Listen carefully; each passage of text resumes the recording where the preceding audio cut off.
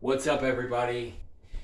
In this video, I'm going to explain to you 7 essential tips to survive these trying times. I say trying times because they will be trying for most people. However, if you're tuned in and you're prepared and you know this is the Great Awakening, this is what we have been waiting for a long time, then you are good to go.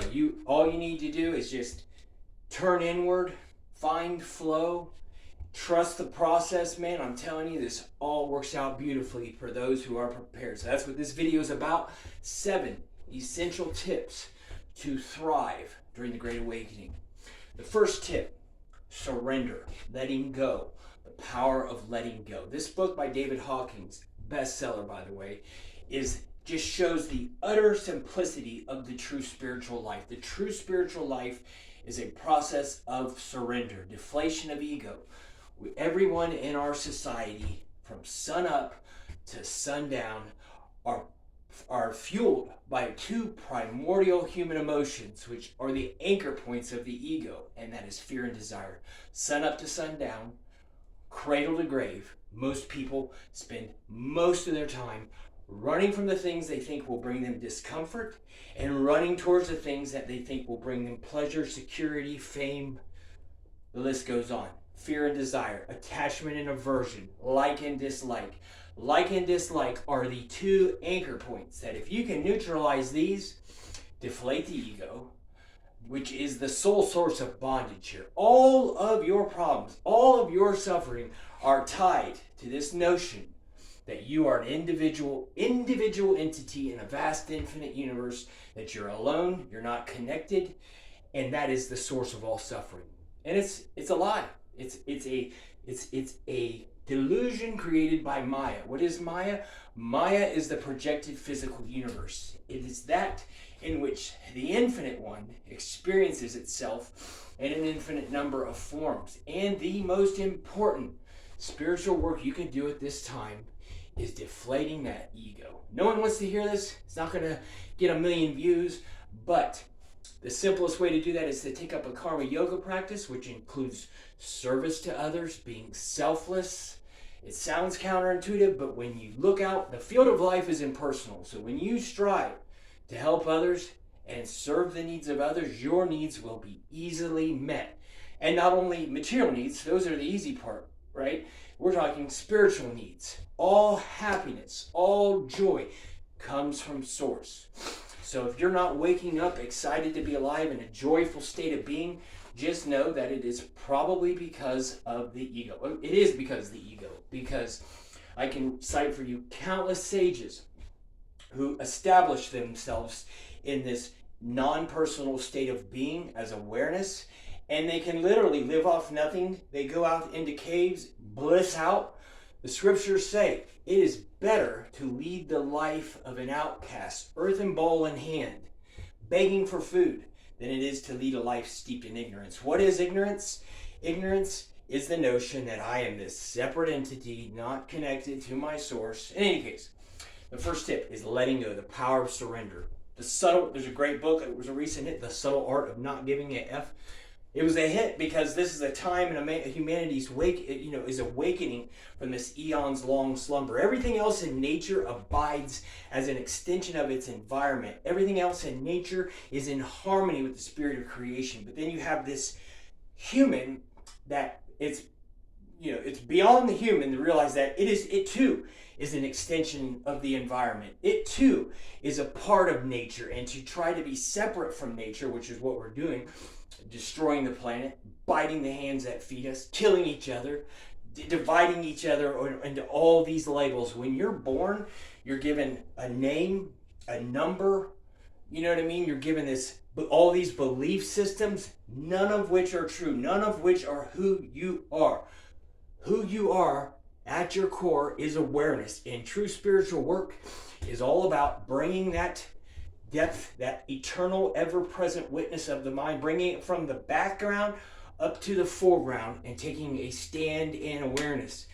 If this doesn't sound, if this doesn't sound like a good idea, know that it's because you're hypnotized by Maya. In any case, letting go. That's the most powerful thing you can do, and surrender. You know, in my other videos I mentioned this, educate yourself. Educate yourself. Ancient spiritual wisdom, even all the spiritual traditions of this world are designed to make you selfless and loving others, abiding in unconditional love for others. Why is that important? Because we are all one. And a lot of people say, oh, we're all one. What about evil? We're all one. Yes, evil. We're all one. It's called polarity. Good cannot exist without evil. The two contrast each other, define each other. It's part of the cosmic drama. What, you're talking about infinity and a vast infinite being. What would creation would be boring? How would a cosmic drama be without an opponent? They're two sides of the same coin. Evil doesn't need to be fought. It just needs to be transcended. So know that if you're obsessed with evil and bad and looking at all the evil in the world, turn inward. The adept, the spiritual adept, realizes that there's no end to changing external circumstances. It's a trick of the ego to think if everything will just be right, if I just get this much money, if I just have this job, if I just have this partner, if I just have this car, the list never ends. But the true spiritual adept realizes that there's no end to changing external circumstances, that instead all you have to do is make a change within, and it changes the whole universe, right? As crazy as it sounds, it's true. Turn inward, turn within. That means the third tip is meditation. Meditation, and I'm not talking about spending hours, meditation is the most important practice for this reason. You aren't the mind, and you're not the body. You are the ever-present, eternal witness of the mind. Awareness is one. It is one in the universe, throughout the universe. It is the substratum that underlies all things. It is, and you are that. So why meditation is important is because you can create this distance between yourself and the mind, between your ego you can create a distance between you, awareness, and the mind, body, spirit entity, and to such a degree that you can cultivate what's called a spiritual intelligence, which the SQ chart, as science is showing us, is the most important type of intelligence, and it is directly correlated to your level of self-awareness. Self-awareness meaning, what am I thinking right now? What sort of thoughts am I having right now? And none of this stuff I'm saying is true. All this information is out there, but I've just put it together in such a way that I simply have to share. This isn't about fame. This isn't about money. I'm just hoping to be of service to others, and that's why I'm saying meditation is stepping back from that mind, body, spirit entity, that mind that is constantly feeding you, directing you, sending you in all sorts of directions, that mind that is anchored in fear and desire, like and dislike. So it's taking a step back, meditation. Tips number 4 would include yoga and or fitness. Fitness altogether. The body, in my opinion, the scriptures say the body is a vehicle for self-realization. And what I've realized throughout my life is that you can change the body. The body's very malleable. It's all about attitude. Malleable meaning you can get big, you can get small, you can get ripped. Look at actors. They're able to become an entirely new person, which transitions me to my 5th tip, which is identity. Identity is everything. So wiring in a new identity for this year. Like who am I going to be? Ask yourself. Do some self-inquiry. Who am I?